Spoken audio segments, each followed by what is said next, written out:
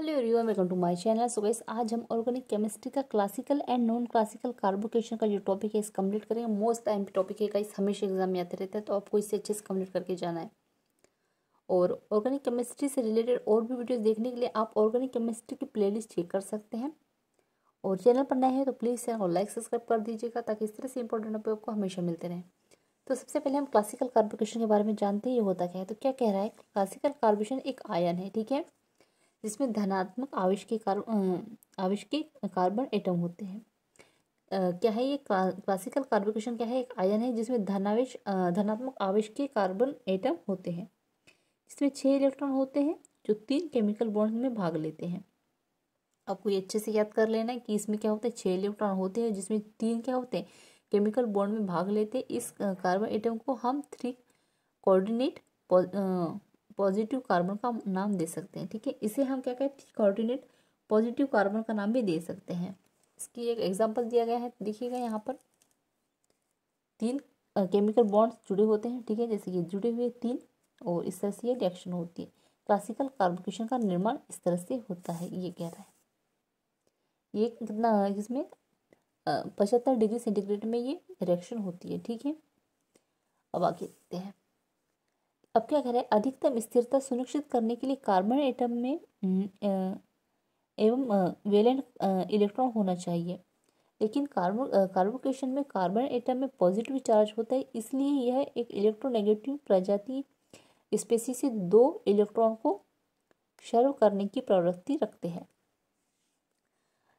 आगे देखते हैं। आगे कह रहा है, यह कार्बन एटम को स्टेबल बनाता है और पॉजिटिव चार्ज के निष्क्रिय कर देता है। क्लासिकल कार्बोकेशन की उच्च प्रतिक्रियाशीलता का यही कारण है कि हालांकि क्लासिकल कार्बोकेशन की energy related non classical carbocation की एनर्जी की तुलना में कम है। अब आगे देखते हैं। आगे कह रहा है, लेकिन इनकी एनर्जी में यह अंतर बहुत छोटा है। अब देखते हैं हम नॉन क्लासिकल कार्बोकेशन। यह एक नॉन क्लासिकल कार्बोकेशन एक आयन है, ठीक है। ये भी क्या है, नॉन क्लासिकल कार्बोकेशन भी एक आयन है, और जिसमें 3 सेंटर और 2 इलेक्ट्रॉन, जिसमें 3 सेंटर और 2 इलेक्ट्रॉन सेंटर में पॉजिटिव चार्ज होते हैं। इसका मतलब इन कार्बोकेशन में 3 एटम 2 इलेक्ट्रॉन सर्व करते हैं। इसका प्रकार से इलेक्ट्रॉन शेयरिंग को इलेक्ट्रॉन डिलोकेलाइज का नाम दिया जाता है। इस प्रकार की इलेक्ट्रॉनिक, मतलब यहाँ पर क्या होता है, नॉन क्लासिकल कार्बोकेशन में जो है इलेक्ट्रॉन शेयर किए जाते हैं। तो जब इलेक्ट्रॉन शेयरिंग को इलेक्ट्रॉन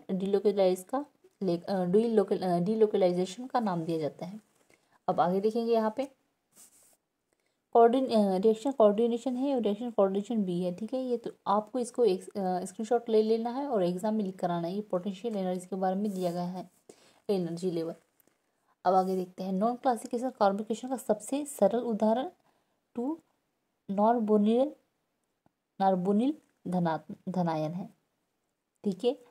आपको इसे ही भी याद रखना है और एग्जाम में आपको ये बताना है। कुछ कुछ टॉपिक ऐसे हैं, कुछ कुछ जो वर्ड होते हैं या कुछ कुछ जो लाइंस इस तरह से इंपॉर्टेंट होती है कि ना, सामने वाला जब आपका पेपर चेक करता है तो वो जो ऐसे कुछ कुछ मेन टॉपिक देख कर ही आपको आसानी से नंबर दे देता है, ठीक है।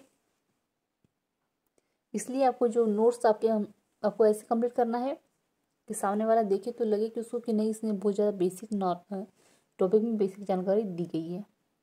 इसलिए जब भी आप एग्ज़ाम में आंसर लिखते हैं तो आपको सबसे ज़्यादा जो होता है, आपको ध्यान देना है बेसिक इन्फॉर्मेशन में। अब आगे देख रहे हैं। यह कम सममित 3 केंद्रीय 2 इलेक्ट्रॉन स्ट्रक्चर में मौजूद है। क्लासिकल और नॉन क्लासिकल कार्बोकेशन के बीच ऊर्जा में बहुत कम अंतर है, इसलिए प्रायोगिक रूप से इन्हें अलग अलग बहुत मुश्किल है। इसलिए प्रायोगिक अलग अलग करना बहुत मुश्किल है, ठीक है।